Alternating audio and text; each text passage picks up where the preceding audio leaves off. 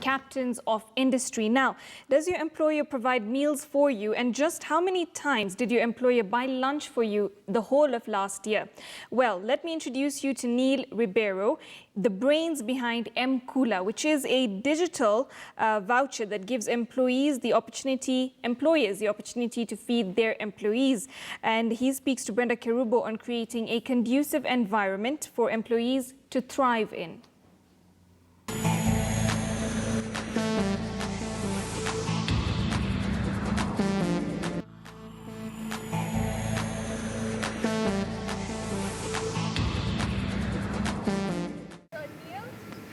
I'm getting better. You're getting much better.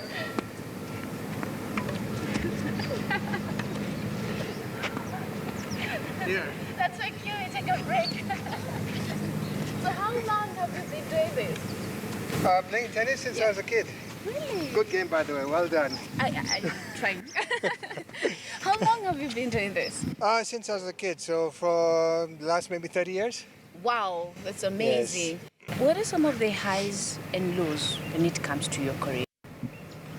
So one was launching the first online recruitment website in Kenya. And that really revolutionized the way that people would apply for jobs. Going from putting a CV into an envelope and posting it to something that was actually digital.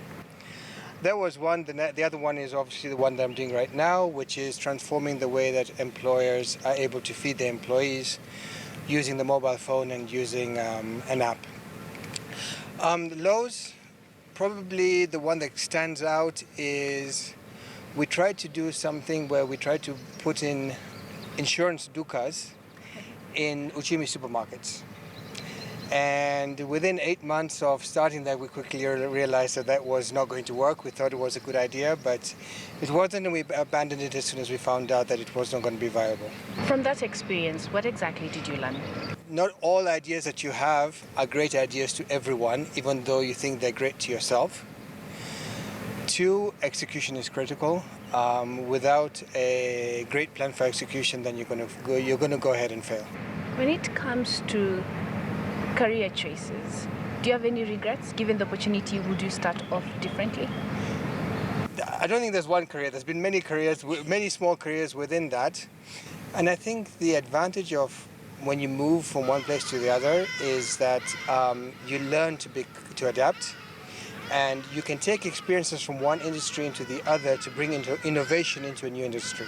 What are some of the most underrated leadership skills? Mentoring is definitely one. I see very little mentoring that takes place in Kenya, where the employee is told, okay, here's your job, go ahead and do it, without actually getting the coaching and mentoring that they need in order to get it done.